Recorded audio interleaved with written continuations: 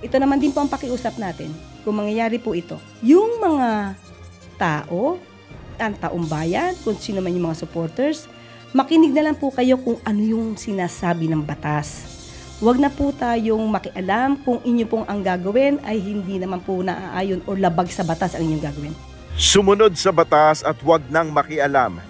Ito ang pakiusap ng Malacanang sa mga taga-suporta ni dating Pangulong Rodrigo Duterte sakaling may lumabas nga na arrest warrant mula sa International Criminal Court o ICC laban sa dating Pangulo. Ayon kay Palace Press Officer Claire Castro, handa ang mga otoridad na pigilan ang anumang posibleng idulot na gulo kung magkaka-arestuhan man.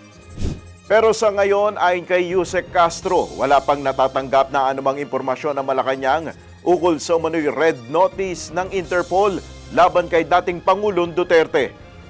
Wala pa po tayo natatanggap na anumang communication patungkol sa red notice at nakausap din po natin si ASEC Nico from the DOJ at as of now, tinitignan din po nila ang kanilang mga records. As of now, wala pa po natatanggap na anumang communication patungkol siya. Iginiit rin ng Malacanang na nananatili ang posisyon ni Pangulong Ferdinand Marcos Jr. na hindi makikipagtulungan ang Pilipinas sa ICC. Ngunit ayon kay Yusek Castro, kung ang kahilingan ng ICC ay idadaan sa Interpol, walang magagawa ang pamahalaan ng Pilipinas kundi ang sumunod. Handa naman po ang law enforcement agencies natin kung ano po ang sinasabi ng batas, kung kinakailangan po na iserve yung warrant of arrest, because of the request of Interpol. Ano man po ang mangyayari, basta po nasa legal, gagawin po yan ng pamahalaan.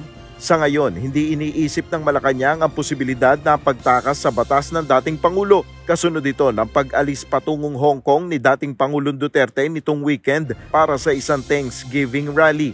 Kasabay ng isyung may lumabas umanong arrest warrant mula sa ICC laban kay Duterte. We cannot conclude that there is this propensity on the part of former President Duterte that he would escape, considering he was the one who asked for this. Bakit? Sinabi niya sa Quadcom hearing, handa siya harapin ang ICC. Nel Maribuhok, UNTV News and Rescue. Diyos ang aming sandigan, serbisyo publiko ang aming pinahalagahan.